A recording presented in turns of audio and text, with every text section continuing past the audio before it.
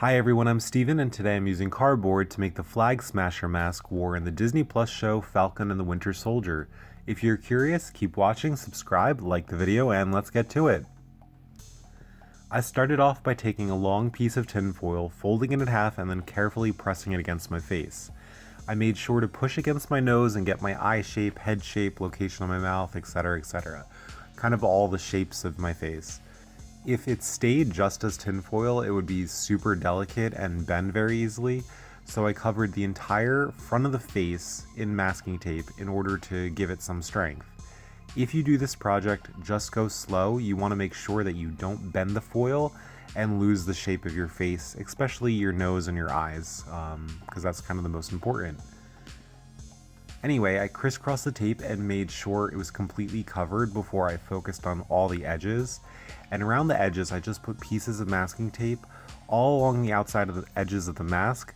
And this just gives it some extra support. And to be honest, I wish I added even more tape to help make it even a little bit more rigid, because that would have helped for the next step.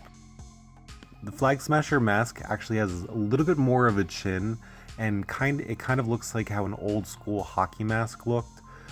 So I taped a piece of cereal box cardboard to the chin and trimmed it down to the size that I thought looked best.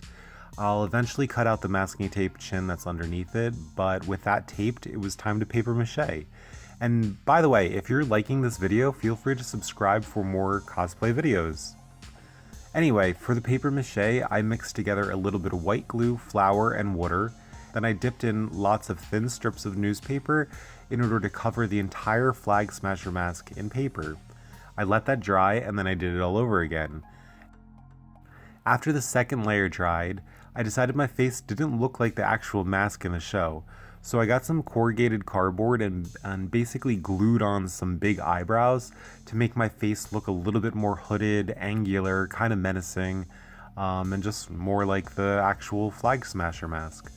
And then I did another layer of paper mache on top of that.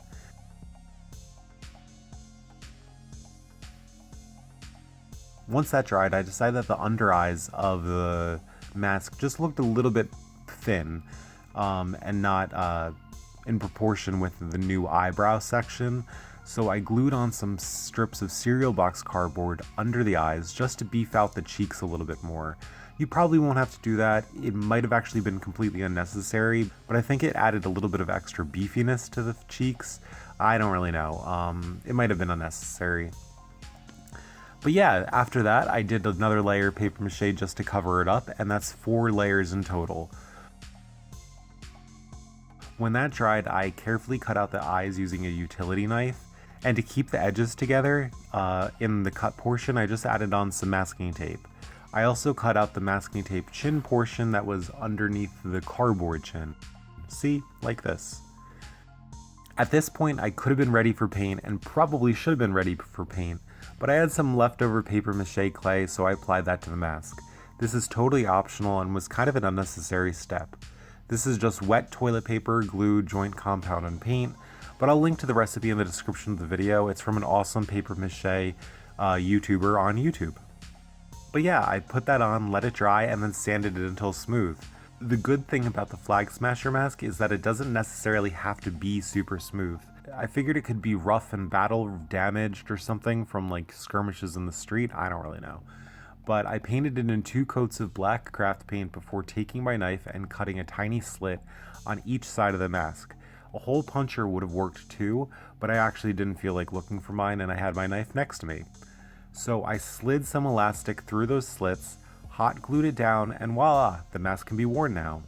And if you can't find elastic at the dollar store, use one of their cheap headbands. It does exactly the same thing, and I've used it on props before. When the elastic was glued in place, I then took some more black craft paint and touched up any of the nicks and any of the scuffs that I had made and made sure that it looked good before I painted on the red. And in order to get the handprint of the red, I actually painted my fingers and then carefully pressed them onto the mask where I thought they looked best, and then did some touch-ups with a paintbrush. And with that, it's basically done. I'll add some air holes, finish up the paint, and then I'll come back in a few seconds.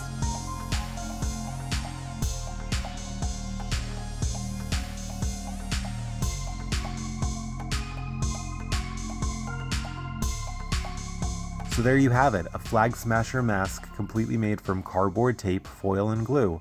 I like how it turned out, and it was actually pretty fun to make. The only thing I'd change would be to maybe not add the paper mache clay. I'm not super sure it was needed since it was actually smoother before I added it on. But overall, I really like it, and before I go, I wanted to give a big thanks to my brother for wearing the mask in the video. I think it looks awesome on him, and I can't wait for another episode of Falcon and the Winter Soldier. Anyway, if you liked how this mask turned out, I'd really appreciate it if you would like this video and subscribe to my channel. It helps out a lot. But thanks for watching, and talk to you soon, everyone. Bye-bye.